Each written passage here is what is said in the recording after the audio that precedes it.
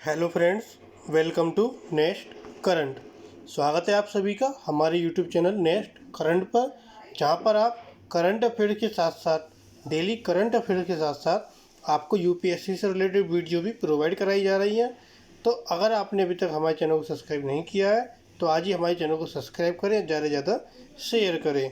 तो चलिए शुरू करते हैं।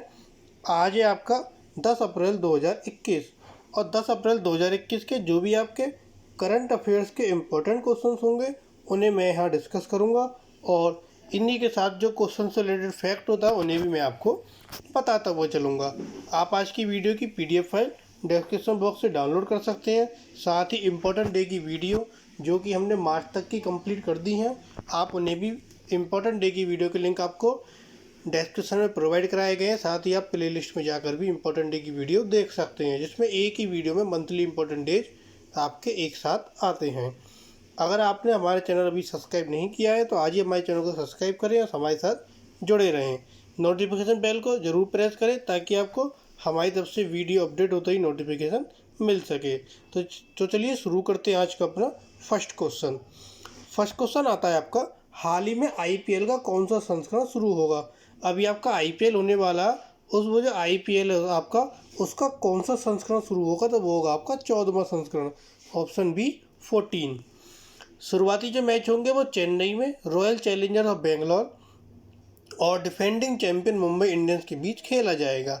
फाइनल मैच 30 मई 2021 को अहमदाबाद में खेला जाएगा और यह मैच देश के 6 स्थान मुंबई, दिल्ली, अहमदाबाद, कोलकाता, चेन्नई और बेंगलुरु में खेले जाएंगे।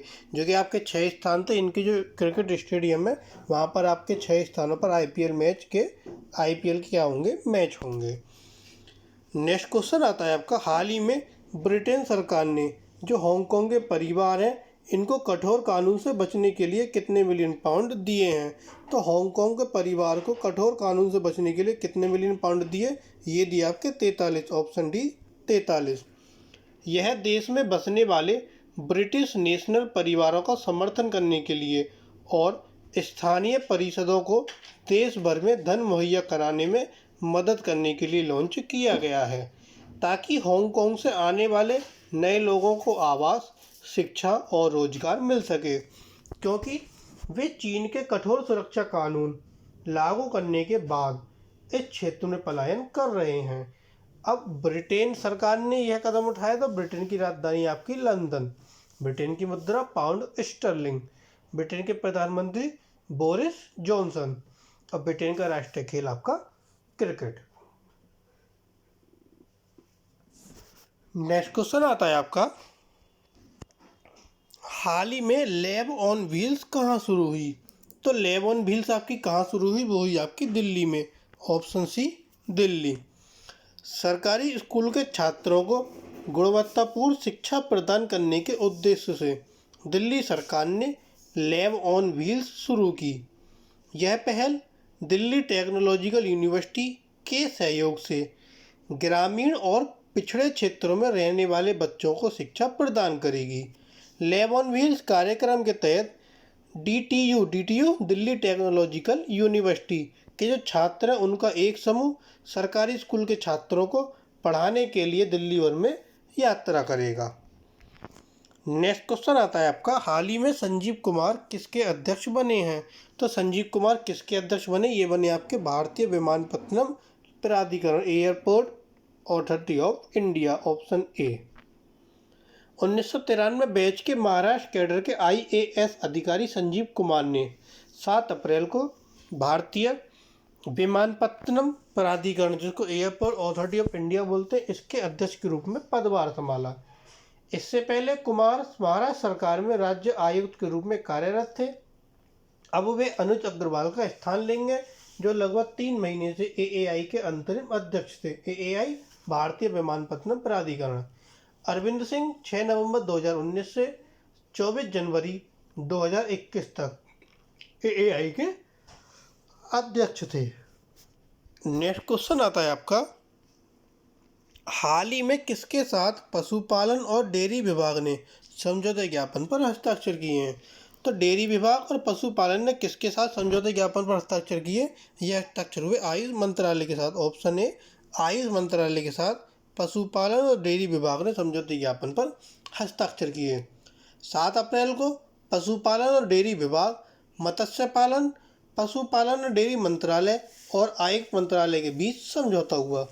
इसे आयुर्वेद और इसके संबद्ध विषयों की अवधारणा को पशु चिकित्सा विज्ञान में पेश करने के लिए हस्ताक्षर किया गया। इस पहल में प्रशिक्षण के माध्यम से संबंधित क्षेत्रों में क्षमता निर्माण, विपणन संभावनाएं तलाशना आदि शामिल हैं। नेक्स्ट क्वेश्चन आता है, हाल ही में अंतर्राष्ट्रीय मुद्रा कोष और IMF की वित्तीय समिति की पूर्ण बैठक में कौन शामिल हुआ? तो अंतर्राष्ट्रीय मुद्रा कोष और IMF की वित्तीय समिति की जो पूर्ण बैठक है उसमें शामिल हुए आपकी निर्मला सीतारमन, ऑप्शन बी। इस बैठक में IMF के 190 सदस्य देशों का प्रतिनिधित्व करने वाले गवर्नर या अल्टरनेट गवर्नर शामिल थे। बैठक में चर्चा IMF के प्रबंध निदेशक की वैश्विक नीति एजेंडा पर आधारित थी, जिसका शीर्षक था bolstering the recovery countering divergence. ये इसका शीर्षक था। और इसमें जो मंत्री पोर्टफोलियो, राजनाथ सिंह रक्षा मंत्री थे, अमित शाह गृह मंत्री, आपके नितिन गडकरी सड़क परिवहन और राजमार्ग मंत्री, सूक्ष्म और लघु और मध्यम उद्यम जो मंत्री हैं वो आपके पीयूष गोयल रेल मंत्री, वाणिज्य और उद्योग मंत्री, उपभोक्ता मामले और खाद्य और सार्वजनिक वितरण मंत्री। नेक्स्ट क्वेश्चन आता है आपका, हाल ही में कौन रेयान कोहेन को बोर्ड के अध्यक्ष के रूप में नामित कर रहा है? तो रेयान कोहेन को बोर्ड के अध्यक्ष के रूप में नामित कर रहा है आपका game stop, option D game stop. Game stop ने कहा कि वह 9 जून की शेयर धारकों की वार्षिक बैठक में चेबी के संस्थापक रेयान कोहेन को बोर्ड का अध्यक्ष नामित करेगा। 9 अप्रैल तक वर्तमान board chairperson Kathy P Vrabeck हैं। रेयान कोहेन गेम स्टॉप के सबसे बड़े शेयरधारक और बोर्ड सदस्य हैं। नेक्स्ट क्वेश्चन, हाल ही में भारत ने गश्ती पोत PS जीरो स्टार किस देश को सौंपा? तो गश्ती पोत PS जीरो स्टार आपका किस देश को सौंपा? यह सौंपा गया सेशेल्स को, ऑप्शन ए सेशेल्स। 48.9 मीटर गश्ती पोत garden reach ship builders and engineering द्वारा 100 एकड़ की लागत से बनाया गया था और इसकी शीर्ष गति 35 समुद्री मील और इसमें 1500 समुद्री मील की दूरी का एंड्योरेंस है। पोत का उपयोग बहुउद्देश्य संचालन के लिए किया जाएगा, जैसे गश्त, तस्करी विरोधी और अवैध शिकार विरोधी अभियान। नेक्स्ट क्वेश्चन आता है आपका, हाल ही में भारत चीन सैन्य कमांडर स्तर की वार्ता कौन सा दौर शुरू हुआ? तो भारत और चीन के सैन्य कमांडर स्तर की वार्ता हुई, इसका कौन सा दौर शुरू हुआ? यह दौर हुआ आपका 11वां, ऑप्शन डी 11वां दौर शुरू हुआ। यह जो वार्ता थी वो 9 अप्रैल को शुरू हुई और यह दोनों पक्षों के बीच सैन्य कमांडर स्तर की वार्ता का 11वां दौर था। यह वार्ता पूर्वी लद्दाख में गोगरा हॉट स्प्रिंग्स में सेनाओं के विस्थापन में आगे के आवागमन पर केंद्रित की। आखिरी बार सैन्य कमांडरों की मुलाकात 22 फरवरी 2021 को हुई थी।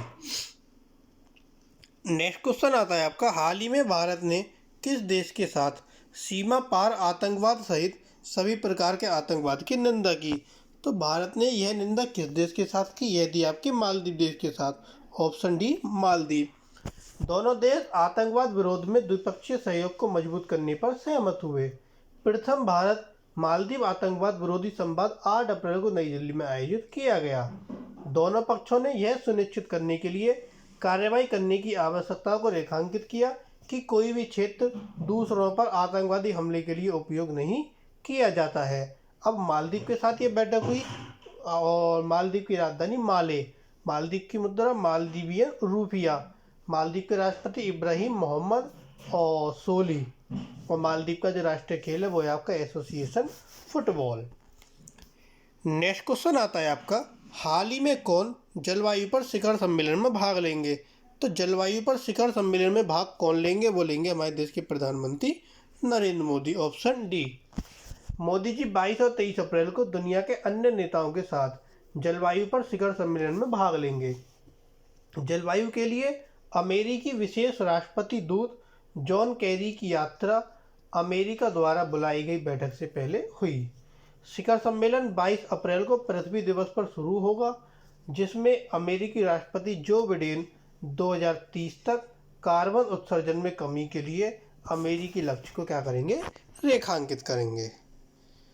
नेक्स्ट क्वेश्चन आता है आपका, हाल ही में भारत रूसी मैत्री कार रैली को किसने हरी झंडी दिखाई?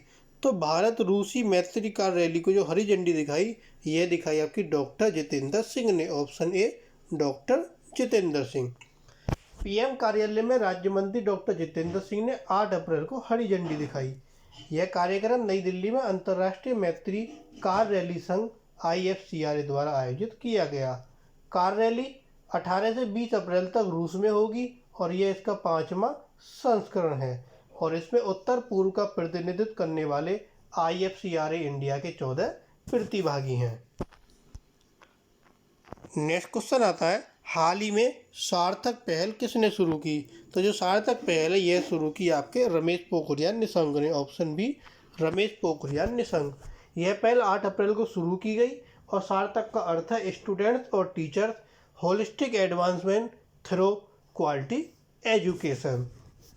यह स्कूल शिक्षा और साक्षरता विभाग द्वारा स्थापित स्कूली शिक्षा के लिए एक सांकेतिक विचारोत्तेजक कार्यवान योजना है और अमृत महोत्सव तक समारोह के हिस्से के रूप में जारी रहेगा।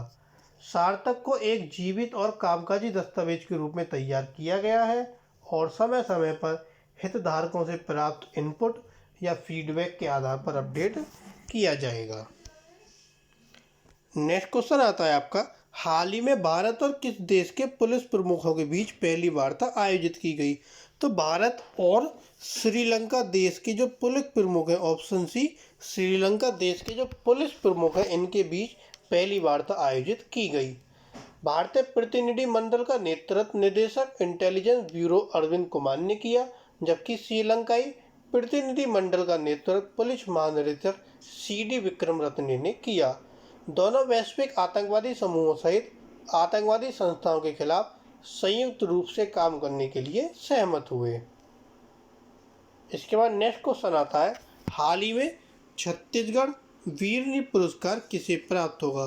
तो छत्तीसगढ़ वीरनी पुरस्कार जो वो दूती चंद को प्राप्त होगा। ऑप्शन सी दूती चंद। 100 मीटर और 200 मीटर में जकार्ता एशियाई खेल रजत पदक विजेता दूती चंद को छत्तीसगढ़ वीरनी पुरस्कार मिलेगा। चल रही महामारी के कारण पुरस्कार समारोह का उद्घाटन संस्करण 14 अप्रैल को आयोजित किया जाएगा। 2019 में वह इटली में आयोजित विश्वविद्यालय खेलों में स्वर्ण पदक जीतने वाली पहली भारतीय महिला बनी और उन्होंने 100 मीटर में 11.22 सेकंड का राष्ट्रीय रिकॉर्ड भी बनाया। अब छत्तीसगढ़ वीरनी पुरस्कार मिलेगा तो छत्तीसगढ़ की राजधानी नया रायपुर या बिलासपुर।